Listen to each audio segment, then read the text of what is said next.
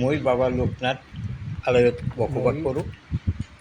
মই এজন অৱসৰপ্ৰাপ্ত শিক্ষক। মই দিনে ৰাতি খুবেই কৰ্মব্যস্ত থাকোঁ, কিতাপ লিখি থাকোঁ।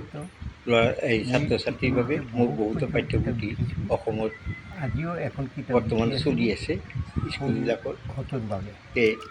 ইয়াৰ উপৰিও মই ৰাতিপুৱা পৰা সন্ধিয়ালৈকে ইয়াৰ নাম অৱশ্যে এতিয়াও খাবলৈ নোপোৱা কিছুমান কুকুৰ বাটে ঘাটে ঘূৰি ফুৰে, সিহঁতক মই খুৱাই থাকোঁ।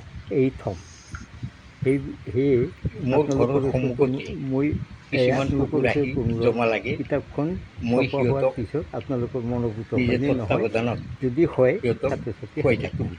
সিহঁতে এই মোৰ ক'বলৈ 2টা বজাৰ সময়তে আহে ছাত্ৰ ছাত্ৰীসকলক আৰু খাই যথেষ্ট লৈ মৰম কৰোঁ, ইয়াৰ পৰা তেওঁলোকৰ শান্তভাৱে ঘূৰি যায়। কামনা কৰোঁ। বাটতো এই মোৰ যিবিলাক কুকুৰ খাবলৈ নাপায় মই সিহঁতকো খুৱাই থাকোঁ। মোৰ এই কৰ্ম মই কৰিয়ে থাকোঁ, কাৰণ ইয়াৰ বাবে কিছুমান মানুহে খুবেই ঘিণ কৰে, আকৌ কিছুমানে প্ৰশংসাও কৰে, কিছুমানে তীব্ৰ বিৰোধিতাও কৰে। কিন্তু মই সেইবিলাকক কোনো ভ্ৰূক্ষেপ নকৰোঁ। মই ভাবোঁ মই যেনেকৈ এটা জীৱ, খোৱাৰ পেটৰ ভোকৰ কাৰণে নানা ৰকম পৰিশ্ৰম কৰিব লগা হয়, ইহঁতেওতো পেটৰ ভোক আছে।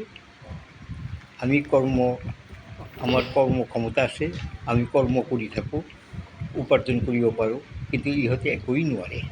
আমি যদি সিহঁতক খাবলৈ নিদিওঁ তেনেহ'লে সিহঁতে ক'ত পাব? এই সৃষ্টিৰ এই ধাৰা, ঈশ্বৰে শ্ৰীকৃষ্ণ গীতাত কৈছে যে জীৱ সেৱাই মোৰ পূজা।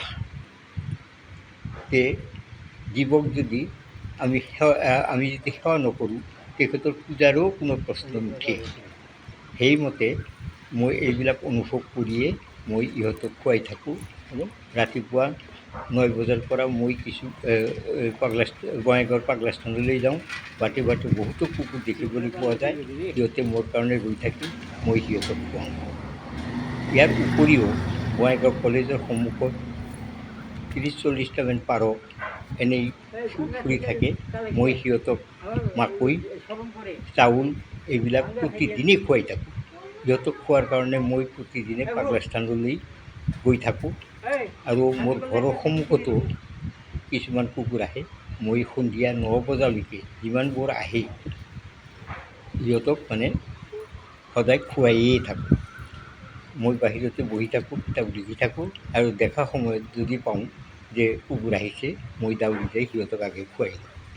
এই মোৰ বৰ্তমানৰ কৰ্ম। মই বৃদ্ধ অৱস্থা, এই বুলি মই ৰাইজৰ সন্মুখত এই কথাখিনি প্ৰকাশ কৰিলোঁ। আপোনালোকে ইয়াৰ ভাল বেয়া বিচাৰ বিবেচনা কৰে যেন। অসমবাসী ৰাইজলৈ মোৰ শ্ৰদ্ধা ভৰা সেৱাৰ আপোনালোকে গ্ৰহণ কৰিব। ভুল ভ্ৰান্তি হ'লে ক্ষমা কৰে যেন।